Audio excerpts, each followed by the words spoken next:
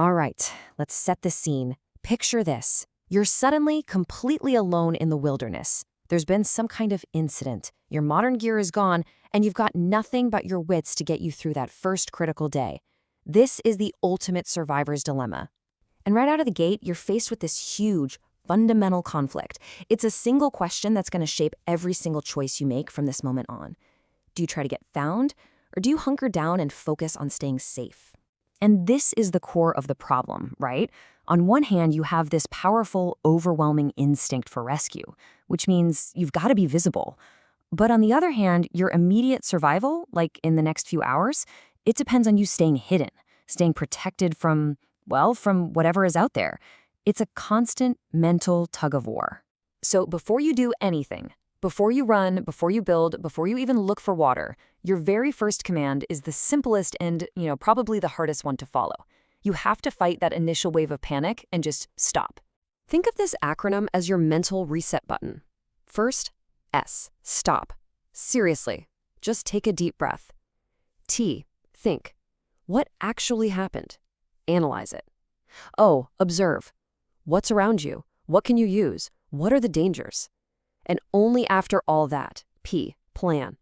This little process right here, it can be the difference between burning precious energy in a panic and making a decision that saves your life. Okay, so you've got a clear head now. It's time to make your first big moves, picking a location and finding water. And guess what? That whole rescue versus survival dilemma comes roaring right back. It's a classic trade-off, isn't it? You could head for high ground. You get a great view of everything. But you're also a giant waving flag for anyone or anything to see. Or you head for a valley. You're close to water, that's a huge plus. But it can be a really dangerous spot, with flash floods and poor visibility.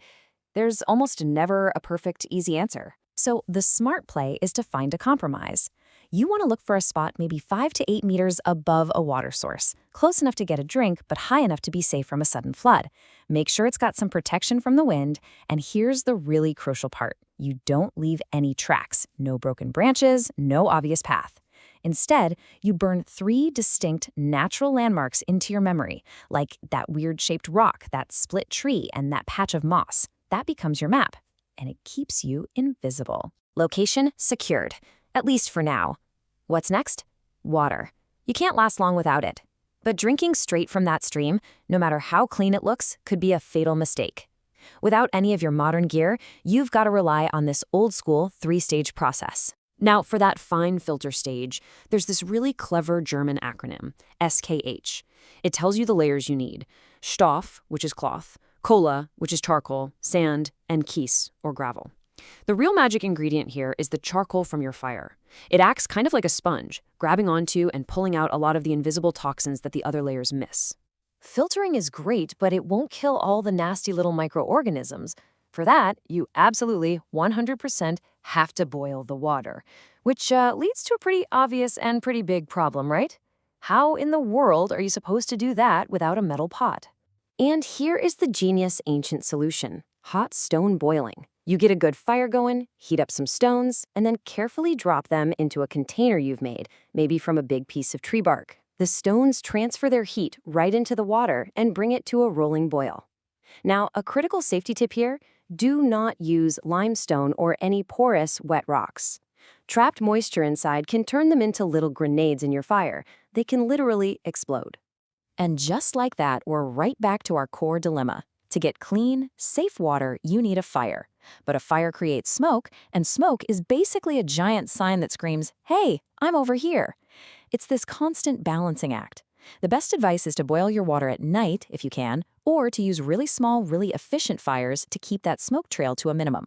As that light starts to fade, your priorities shift again.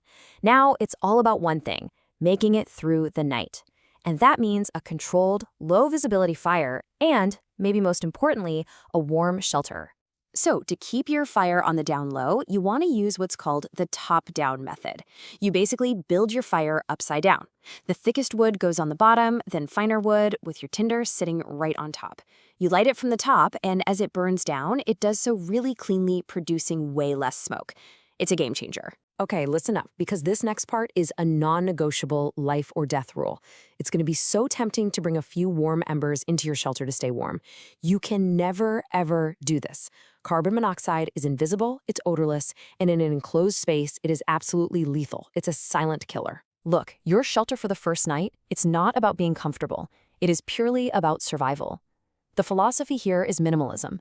A simple A-frame, maybe propped up against a fallen log using dead wood you find nearby. That's all you need.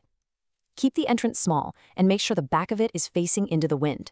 The goal is to stay warm, but also to stay hidden. But here it is, the single most important detail about that shelter. It's not the walls, it's not the roof.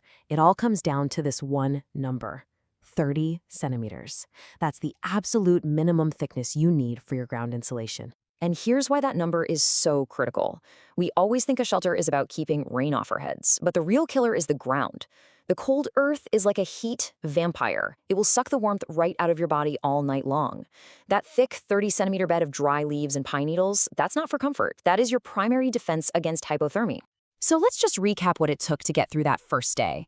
You used STOP to beat back the panic. You found a smart, compromised location. You made your water safe to drink. You kept your fire under control. You insulated your shelter from the ground up. And you did it all while staying off the radar. You made it. And that brings us right back to where we started. All of these physical tasks, they're all driven by this one psychological reality.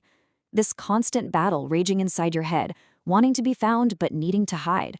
How does that actually affect your mind on that first terrifyingly uncertain day? What does that pressure do to a person when they're all alone with absolutely everything on the line? It's something to think about.